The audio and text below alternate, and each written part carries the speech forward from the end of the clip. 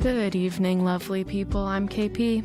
I'm Matt, and you're listening to the Nightly from Hatch, where your late night thoughts go to rest.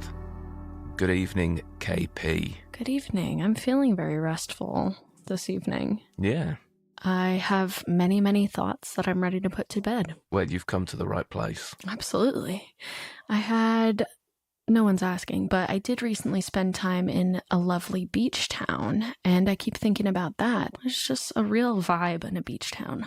I even like it on a horrible day, to be honest. There's something charming about a grey, miserable seaside town. And it's less crowded, which is always kind of nice. Like on a miserable day, people aren't taking advantage of our beautiful beaches, so it's nice. Yeah.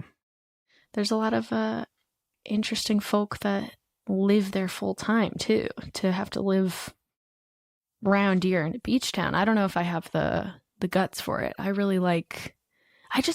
me, I just don't go to the beach that often. That's my truth. I don't either. I think it would sort of spoil it if I did. Yeah. It does seem to attract, no disrespect to any beach living people. Mm-hmm. Over here, at least, it seems to attract a kind of strange, not in a bad way, eccentric. Yes, eccentric. Kind of eccentric person. Very much into crystals and rocks and incense. That's what I'm feeling in California beach towns too. I've met many people that I go, this could really, you're very California and you're very beach. But I think that comes from perhaps just a real love of nature because you get to see the most beautiful parts of nature all the time. So I go, it makes sense that you're into crystals and stars and all of that things because you've got a real lucky hand seeing the nature that you see. Yeah, not necessarily a bad thing. No, I don't think. And I'm all for trying different stuff like that. My girlfriend did try and sage the house recently. Was there something that made that a choice? Like, was there a bad vibe? Yeah, we later found out that was caused by me. You were the bad vibe. It was me. And the sage did make me leave for a little your while. Your skin is burning. Well, her words to me, because I said, "What are you doing?" Mm-hmm. And she said, "I'm saging the house." And I said, "Can you not?" She said, "It's getting rid of bad juju." I said, "Okay." Mm-hmm. Well, you do what you got to do. And I've personally not noticed any difference, but... Yeah, I did it to one of my older homes that I did feel just, it needed a little refresh, but I think I really just needed to air it out and open the windows. Yeah, is that ultimately, was that the solution? Was it you just opened the window and that kind of did it? I leave doors and windows open all day throughout every day of the year. I just like a fresh air. I even have been lately because I live kind of far from the street, so you can't really even see what's going on, which is nice. I'm leaving the full front door open, just no screen, nothing. I just like the breeze. I do agree. Fresh air is, especially at night as well. I have to sleep with window wide open, even if it's really cold out. I like to feel the cold. I was thinking of this the other day where it really does heal me, I think. And it's a very 1800s way of looking at things where it's like that used to be what they suggested is like, go to the beach, open your windows, and then you won't be sick anymore. And you're like, okay, sounds good to me. I think there's something in that. I think we are too mollycoddled as people now. Because, you can put your heated seat on in the car. You could put heating on in the house. Or you could put your aircon on if you're too cold. You never have to regulate your own temperature. Well, I didn't know so many of my friends were secret heating pad people. What's a heating pad? Like an electric blanket? Oh, on the bed. Yeah. Yeah, or the couch. I mean, I didn't know that this was happening, but I go to my friends' houses now and all of them are like, oh, I'm like, why is the couch burning my legs? And they're like, oh, you're sitting on the heating pad. I'm like, oh my goodness, I just didn't know. What a relief. Oh, thank goodness. I thought I had broken out in a rash. My friend really likes it. She gets cold all the time anyway, but her cats love it. Oh, I bet. They're all cuddled up on that heating pad all day. Yeah.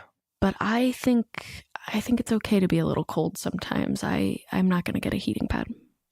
I say that now, but things could change. I don't know. Also, leave a crack in the curtains, I think. It's Yes. nice to be able to see a bit of the night sky, a few Yes. stars, all that. Satellite, rocket, something like that. I'm going camping tomorrow. That's going to be a lot of fresh air and a lot of stars. So it's good to already have a base layer of that's what I like, because otherwise camping would be really miserable.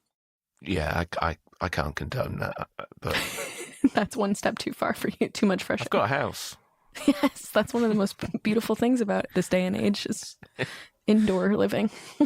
Yeah, I say we're too mollycoddled at the moment, but there is a limit. If people want to go camping near you, is there like a little forest they can go to? Yeah, there's places you can go. I don't really know because it's not something I've ever done, ever, apart from at a festival. Yeah, Sure. That's its own camping, yeah, but that's a little more civilized. or not. Yeah, As the that's case true. may be. Yeah, You're nearer to civilization, but they're not acting civilized. but also very near to uncivilized people. Yeah. Yes. Yeah, I do enjoy it. I never did it as a kid. My mom says she won't go anywhere where there's not a hairdryer you can plug in. I think that is a really good parameter, actually. Although you can get like the big. In fact, so this happened in a shop the other day, and it made me realise how much of a pessimist I am. So on the shelves, there was like a big solar panelled power unit that you could plug stuff into and all that. And my mum, I was with her, and she walked past it, and she went, "Oh, that would be great." And I said, "Yeah, that'd be amazing, because like, if the grid goes down and there's like chaos and Armageddon outside, if we've got that, at least we'll be able to power, you could put the kettle on and basics." And she went, "Oh no, I just meant for summer in the garden." I was like, yeah, no, it'd work for that as well. Yeah. Yeah, you don't have to use the survival gear for surviving. You can use it for thriving. There we go. What a great tagline that is. Surf thrival gear? We'll work on it. Thrival. We'll work on that. So that's my update is camping to come. I'll see. I do need like a new mat. It's hard to sleep on the ground, and you really need like a nice blow up. You need just a little bit of cushion. That's my real complaint. Yeah, I find a mattress normally does the trick. Yeah, that's a good invention. A mattress. But yeah, you should do that. Don't sleep on the floor. That's horrific for your back, isn't it? But then there's this other whole thing where it's like sometimes the stiff ground is the best thing for your back, and we've been, as you say, mollycoddled. Our backs aren't used to it, but if you go back to flat ground living, our backs will all feel better. Interesting. Is that like the barefoot running theory? This is, yeah. There's a lot of different things where it's like, well, we didn't have mattress a million years ago, so we should get back to just sleeping on the ground. But I think it'd be quite odd to invite someone over to your house and into your bedroom and then it's just an empty floor. Shut up, it's good for you. Yeah, it's really scary.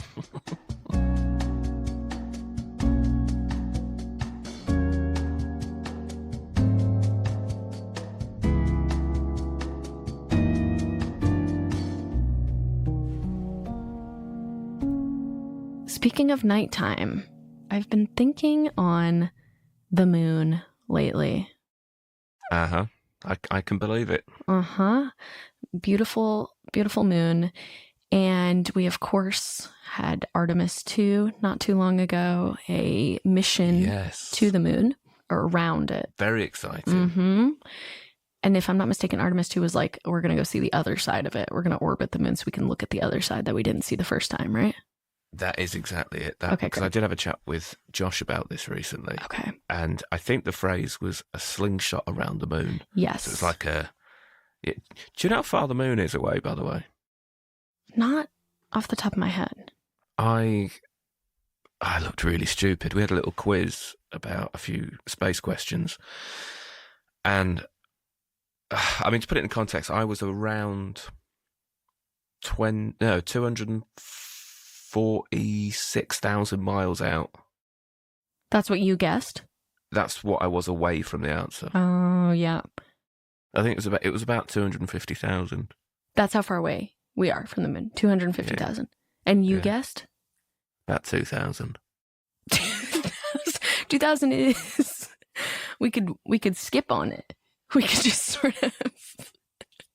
hop right onto it. All right. Sorry, KP, can you just pop out and just grab something for me? It's 2,000 miles away. That is the other side of America. I mean, that would just be, I'm looking at it. All right, look out your window. Can you see the other side of America? No. Can you see the moon? Yes. 2,000, you could see sort of the exact rock details.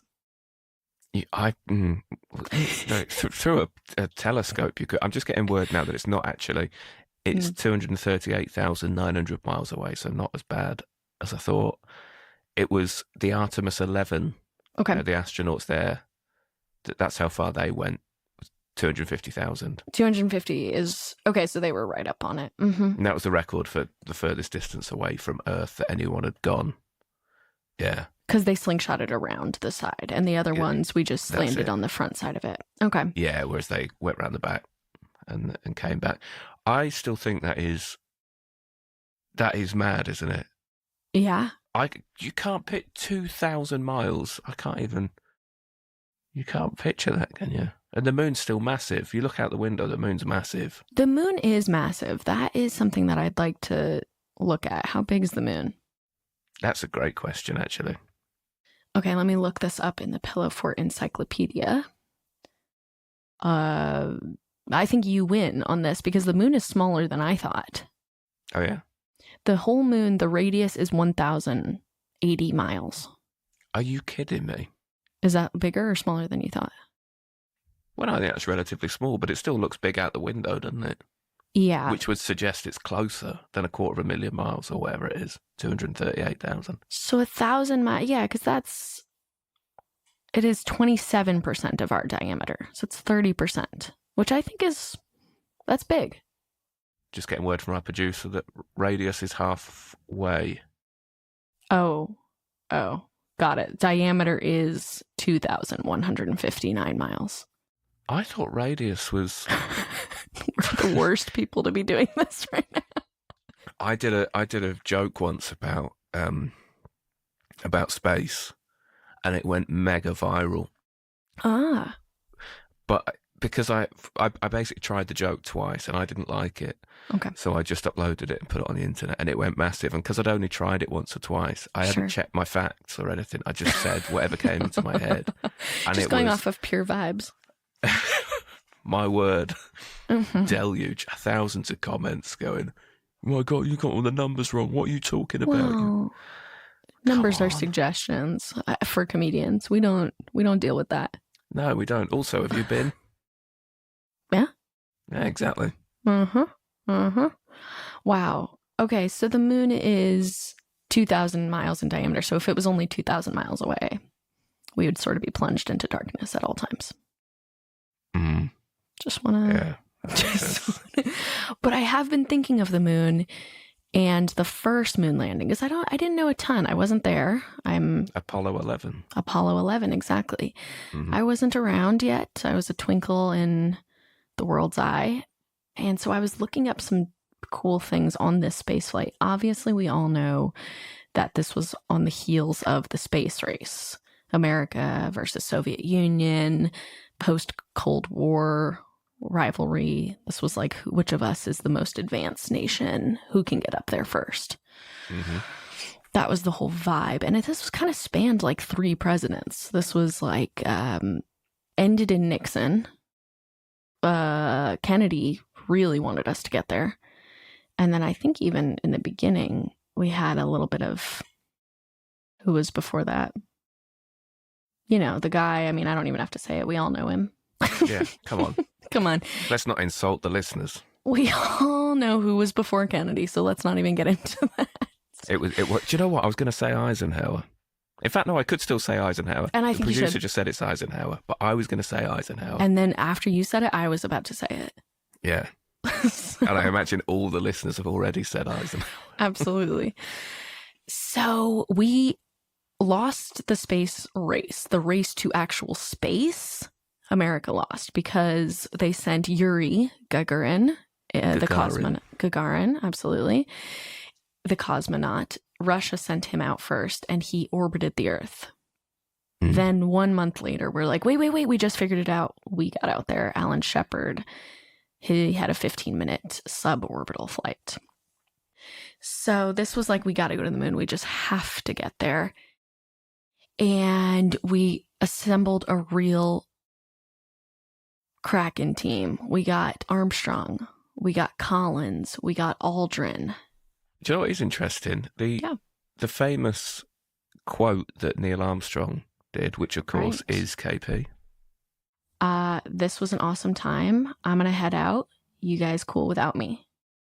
It was the one after that he did. Oh, this is one small step for man, one giant leap for mankind.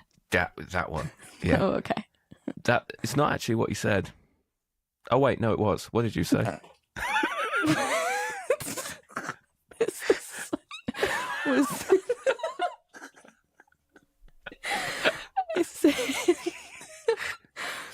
I said this is one small step for man, one giant leap for mankind. It's not actually what he said. Oh, what did he say? Did you know that? He actually said no,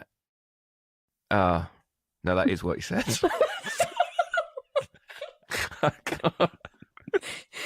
What did you think what he meant to say? What he meant to say, apparently this is what Neil said. Okay. He said he meant to say one small step for a man.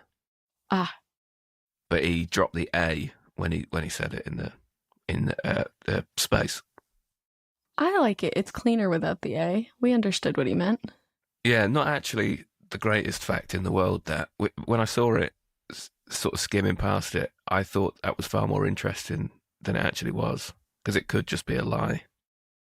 Yeah, but it's kind of a humble little moment for him where he's like, oh, I just meant me. I didn't mean that I'm indicative of every single man. But it goes, yeah, you are. It's fine. Oh, yeah, that's true. It's pretty humble.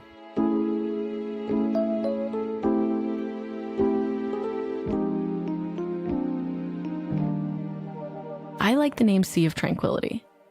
That is cool. Yeah. Isn't What's that a cool name? That is the spot that we kind of landed on. And it's a part of the moon where it's like not too scary. Interesting. Do you know what they said the moon smelled like when they went? Sulfur, right? Or gunpowder? Gunpowder, yeah. That is really weird. Because it's like, obviously they're getting oxygen from inside their suit, but oh yeah, this was it. That when their suits came back, it was like, oh yeah, everything kind of smells like gunpowder when the suits come back. That is an interesting... Oh, so they smelt it retrospectively. Yeah, because they weren't filtering in moon smells. The Sea of Tranquility. Oh yeah, we landed in there while some other people, Collins, kept orbiting. So they put Armstrong and Aldrin on it, and then Collins had to kind of be the getaway driver. Oh, yeah, poor Collins. I'm sure he felt lucky to be there. He seems like a nice guy. But you got all that way. Mm-hmm. I've also been I've been watching a lot of other spacey, sci-fi movies, and to get anywhere in space, they're selling us in these sci-fi movies that it takes, 10 years to get places. To get to the moon, the whole mission, Apollo 11 mission, took 8 days. Yeah, sounds close, doesn't it? Huh? Yeah, it does sound kind of close. When you put it like that, I guess maybe we should do the math again. Maybe you're right. Yeah, I think they've just taken the long route. Mm-hmm. They spent 21 hours on the surface before they rejoined Collins. Wow, that's longer than I thought. I kind of did too. I was like, what? At some point, you got to be bored, right? What are you doing?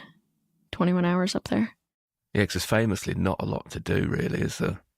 Okay, so they were on the Sea of Tranquility. They were on one side of the moon. And then now that we've explored the other side, Artemis got to name some of the craters over there, which I think the names of the craters on the moon are very cool. Oh, yeah? Come on, what do we got? A lot of them are old Latin names. We have Albateginus, we got Aristarchus, Copernicus, Aristelis. But then we have some fun ones. One is named Picard. We know where that's coming from, yeah. Jean-Luc. Absolutely, we know where that one comes from. And then now we have one that is named after his late wife, right? Carol.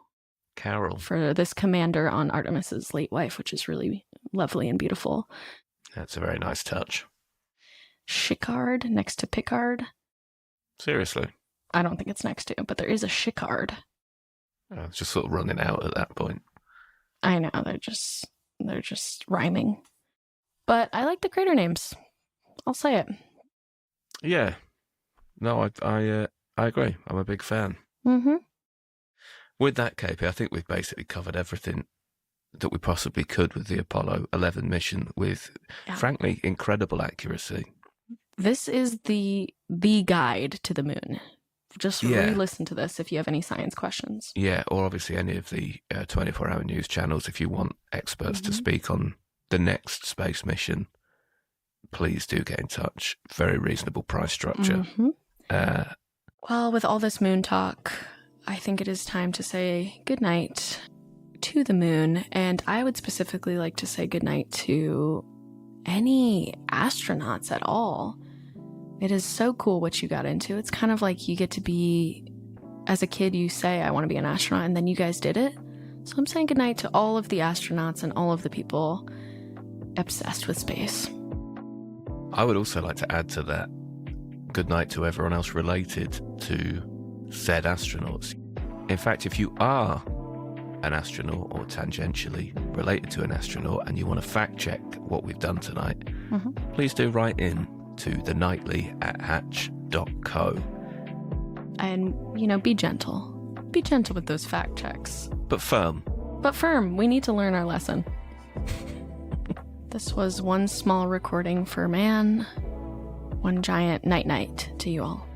I'm going to one-up you on that. This is one small recording for a man, one giant good night from both, me. And me.